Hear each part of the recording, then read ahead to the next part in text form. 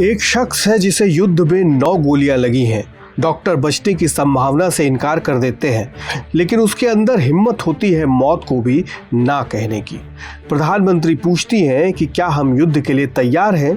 यहाँ भी उसमें हिम्मत थी ना कहने की, लेकिन साथ में ये भरोसा भी था कि मैं 6 महीने में देश को युद्ध के लिए तैयार कर दूंगा और जिता भी दूंगा। उसके हिम्मत और बहादुरी की कहानी सिर्फ युद्धों तक सीमित नहीं है। उसने खुलकर कहा कि हमारे नेता मोटर और मोर्टार के बीच फ़र्क तक नहीं समझते। ऐसी ही हिम्मत, बहादुरी और हाजिर जवाबी वाले इंसान सैम मानेकशॉ थे, भारत के पूर्व आर्मी चीफ और फील्ड मार्शल।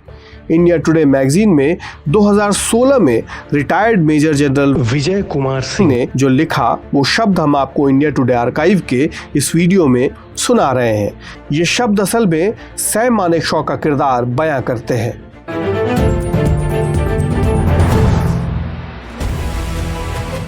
...1942 में बर्मा में जापानियों के खिलाफ सितांग ब्रिज की लड़ाई में सैम मानेकशॉ को 9 गोलियां लगी थीं। उनके वफादार सिख सिपाही शेर सिंह अगर उन्हें अपने कंधे पर उठाकर डॉक्टर के पास न ले जाते और जख्मों का इलाज न करते तो शायद सैम की मौत हो जाती।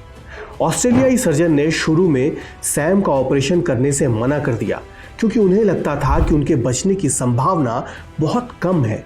लेकिन शेर सिंह ने नहीं को जवाब के तौर पर स्वीकार ही नहीं किया। अब तक सैम को होश आ चुका था। जब सर्जन ने पूछा कि उसे क्या हुआ है तो सैम ने जवाब दिया, एक खच्चर ने मुझे लात मारी है। सर्जन ने हंसते हुए कहा, आप बहुत मजाकिया है, मुझे लगता है कि आप बचाए जाने लायक हैं। इसके बाद डॉक्टर ने उनका ऑपरेशन किया। फील्ड मार्शल सैम मानेकशॉ या सैम बहादुर, उन्हें 1942 के बाद कई नामों से जाना जाने लगा। कोई भी उनकी वीरता से प्रभावित हुए बिना नहीं रह सकता था। 40 साल से ज्यादा के करियर में मानेकशॉ ने 5 युद्ध देखे। स्वतंत्रता के बाद भारत ने कई युद्ध देखे, लेकिन एकमात्र ऐसा युद्ध जो निर्णायक था वो था 1971 में पाकिस्तान के खिलाफ, जब देश को जीत मिली और बांग्लादेश का निर्माण हुआ। उस समय आर्मी चीफ सैम मानेकशॉ ही थे। उन्होंने सिर्फ 13 दिनों में देश को जीत दिलाई और ये इतिहास के सबसे छोटे युद्धों में से एक बन गया।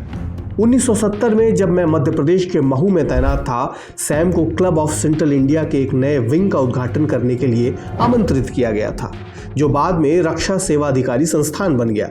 सैम ने देखा कि नया विंग अभी भी पूरी तरह नहीं बना था और जब उन्होंने इस पर बात की तो उनसे ही तुरंत पैसे मांग लिए गए। उन्होंने चीफ वेलफेयर फंड से एक ग्रांट दे दी और कहा, देखिए मेरे साथ समस्या ये है कि मैं कभी मना नहीं कर सकता। कभी कभी मैं भगवान का शुक्रिया अदा करता हूँ कि उन्होंने मुझे एक पुरुष बनाया और एक महिला नहीं, अन्यथा मैं हमेशा गर्भवती रहता।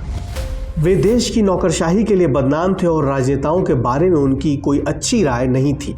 उन्होंने अपनी नापसंदगी सार्वजनिक तौर पे कई बार जाहिर की।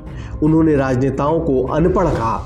उन्होंने कहा, मुझे आश्चर्य है कि हमारे राजनीतिक आका देश की रक्षा के प्रभारी हैं। वे मोर्टार को मोटर से, बंदूक को हॉवित्जर से या गुरिल्ला को गोरिल्ला से अलग समझ सकते हैं या नहीं। वे शायद एकमात्र व्यक्ति थे जिन्होंने इंदिरा गांधी को मैडम के बजाय प्रधानमंत्री कहा। इस पर कुछ नौकरशाह चौंक गए और उन्होंने प्रधानमंत्री के प्रति दिखाए जा रहे अनादर के बारे में तत्कालीन कैबिनेट सचिव से शिकायत की। जब कैबिनेट सचिव ने सचिवों की समिति की बैठक में सैम की मौजूदगी में इसका जिक्र किया तो उन्हें ऐसा जवाब मिला जिसकी उन्हें जरा भी उम्मीद नहीं थी। उन्होंने कहा, मुझे उम्मीद है कि आप जानते होंगे कि मैडम शब्द कुछ महिलाओं के लिए इस्तेमाल किया जाता है जो बदनाम घरों से आती हैं। फील्ड मार्शल का पद एक औपचारिक पद है। अब तक भारत में केवल 2 फील्ड मार्शल हुए हैं, सैम मानेकशॉ और KM करियप्पा। एक फील्ड मार्शल कभी सेवानिवृत्त नहीं होता और अपनी मृत्यु तक वर्दी में कार्यालय में काम करता है। यह रैंक उन्हें 1973 में मिली थी। चीन के खिलाफ 1962 के युद्ध में 4 कोर के general officer commanding lieutenant general Brijmohan Kaul को अपमानजनक हार के बाद उनकी कमान से हटा दिया गया और सैम को नया कोर कमांडर नियुक्त किया गया। उनका पहला काम मनोबल को बहाल करना था। उन्होंने अपने भाषण में कहा, सज्जनों, अब और पीछे नहीं हटना चाहिए। उनकी उपस्थिति एक टॉनिक थी। हालांकि मानेकशॉ अपने हास्य और बुद्धि के लिए जाने जाते थे, लेकिन युद्ध के मैदान में एक जबरदस्त रणनीतिकार होने के साथ साथ व्यावहारिक भी थे। अप्रैल 1971 में जब इंदिरा गांधी ने उनसे पूछा कि क्या देश युद्ध के लिए तैयार है, तो उन्होंने इनकार कर दिया। उन्होंने तर्क दिया कि मॉनसून की शुरुआत और सेना की तैयारी न होने से युद्ध जीतना मुश्किल हो जाएगा। उन्होंने जोर देकर कहा कि अगर सेना युद्ध में जाती है तो वे पूरी तैयारी के साथ जाएगी। मानेकशॉ ने यहां तक कहा कि अगर प्रधानमंत्री युद्ध योजना पर आगे बढ़ते रहे तो वो अपना इस्तीफा दे देंगे। उन्होंने युद्ध के लिए 6 महीने का समय मांगा। इंदिरा गांधी ने उन्हें वो समय दे दिया। इसके बाद सैम ने युद्ध की तारीख तय की, खुद बुनियादी ढांचे के निर्माण को देखते रहे, यूनिट संरचनाओं की युद्ध तत्परता की निगरानी की और रसद, गोला बारूद की आपूर्ति का स्टॉक किया। 16 दिसंबर 1971 को भारत को जीत मिली।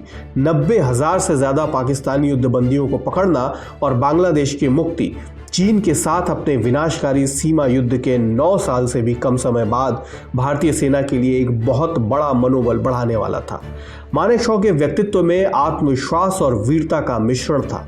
युद्ध के मैदान में उनकी दूरदर्शिता ने साबित कर दिया कि वे स्वतंत्र भारत के सबसे बेहतरीन सैन्य नेताओं में से एक थे।